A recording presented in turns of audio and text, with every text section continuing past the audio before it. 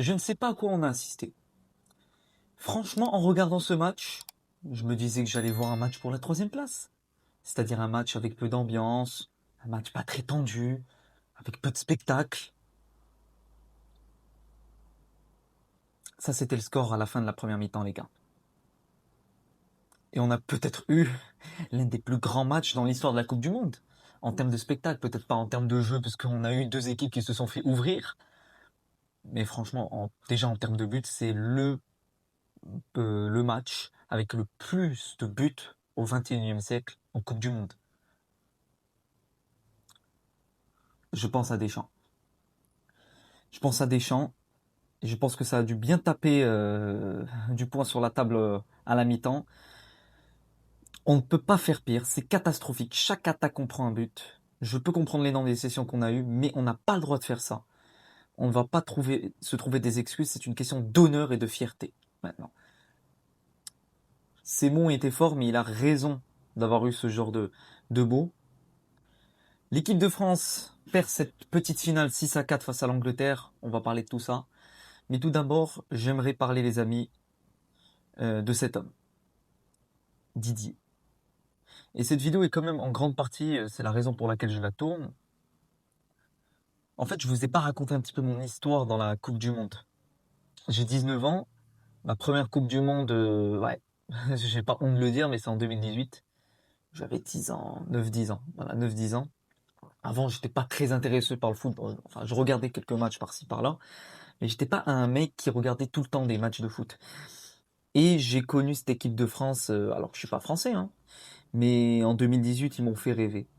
Ils m'ont fait rêver de par leur jeu, de par leur efficacité, de par leur histoire aussi. L'émergence de Mbappé, découvrir ce jeune, le France-Argentine, la demi contre la Belgique, et cet homme, Didier Deschamps, qui aura été pour moi un sélectionneur hors norme. Voilà. Je pense que voilà, tu le mets facilement sur la table des meilleurs sélectionneurs de l'histoire du football. Alors au niveau de ses résultats, il a gagné la Coupe du Monde 2018, vice-champion du monde 2022, une Ligue des Nations, troisième en Ligue des Nations, vice-champion d'Europe en 2016 et quatrième à cette Coupe du Monde 2026. C'est un bon bilan. Moi, je ne vais pas vous mentir qu'avec un tel réservoir de côté français, je pense qu'il y avait quand même un moyen d'aller chercher un peu plus, même s'il ne faut pas mettre une croix sur ce qu'il a fait.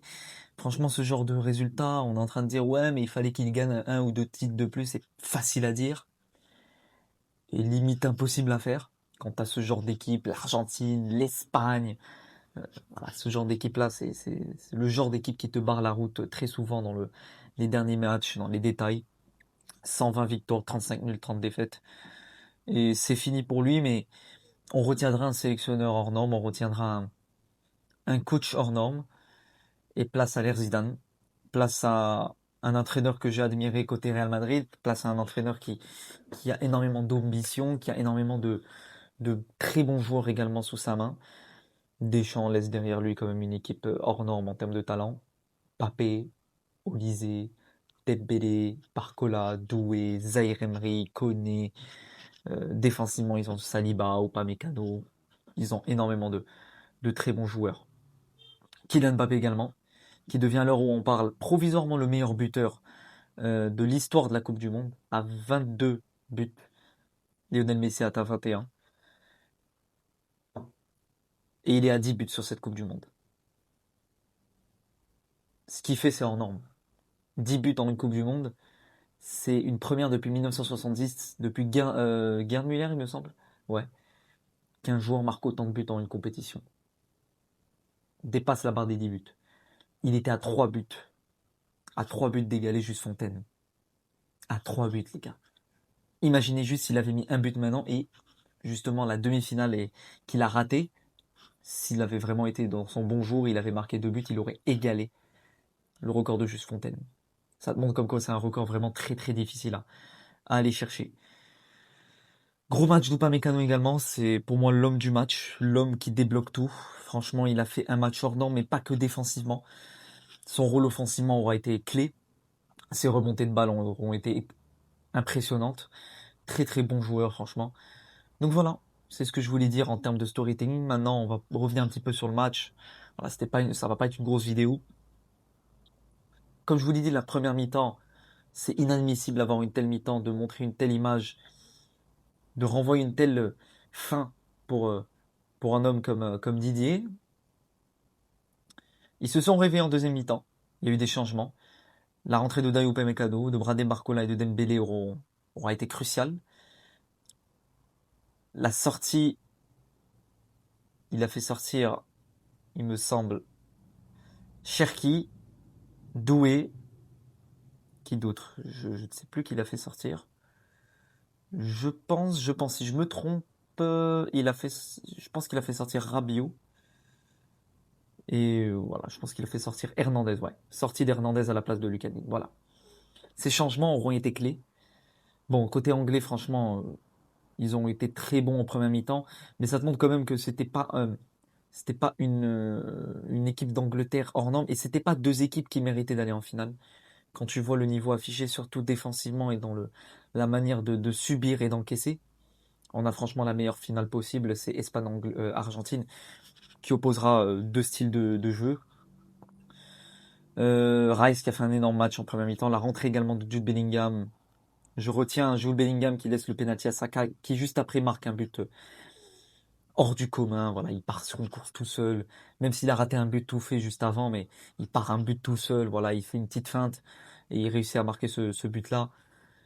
Et Saka triplé. Saka triplé, franchement, très très beau match de Saka. Il le mérite quand même, il le mérite. C'est une troisième place méritée côté anglais. Alors franchement, la France, j'ai vibré sur la deuxième mi-temps. Ils étaient à deux doigts de revenir. Pour moi, je vais mettre quand même Olysée sur un flop, même s'il a mis 2 passes D, même s'il devient le meilleur passeur de l'histoire en une Coupe du Monde depuis Pelé, 7 passes D. Mais en fait, ce que je retiens d'Olysée, c'est malheureusement pas ses passes D de son match, mais c'est ses ratés. Surtout le raté en face à face. Il avait un but tout fait, franchement, les gars. Le ballon ne voulait pas rentrer. C'est dans la tête. Il a manqué de lucidité, de réalisme devant les cages. Et franchement, c'est assez dommage parce que s'il avait mis le 4-4 à ce moment-là, je pense que la France serait revenue et aurait gagné ce match. Mais ça reste un énorme enseignement et ça prouve que l'équipe de France n'est pas parfaite et que sur les deux grosses confrontations de ce mondial, donc face à l'Espagne, face à l'Angleterre, ça perd.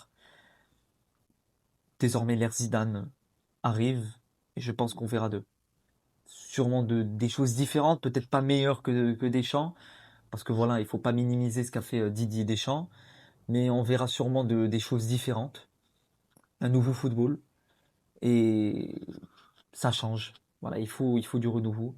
Mais jamais j'oublierai ce qu'a fait cet homme pour l'équipe de France, sachant que je suis marocain, pas français, mais il m'a bercé au niveau des Coupes du Monde. 2018, 2022, 2026, c'est le recordman en termes de victoires en victoire en Coupe du Monde. Je pense qu'il a 20 victoires, je pense, un truc comme ça. Il est à respecter. Le meilleur entrée dans l'histoire de l'équipe de France, ça, je pense que c'est unanime pour beaucoup. L'un des meilleurs sélectionneurs de l'histoire. Bravo Didier. Voilà, franchement, il a hissé l'équipe de France au plus haut niveau, à une période où franchement c'était une période très noire côté français. Depuis l'affaire Nice-Na avec 2010, il a su relever l'équipe de France au sommet.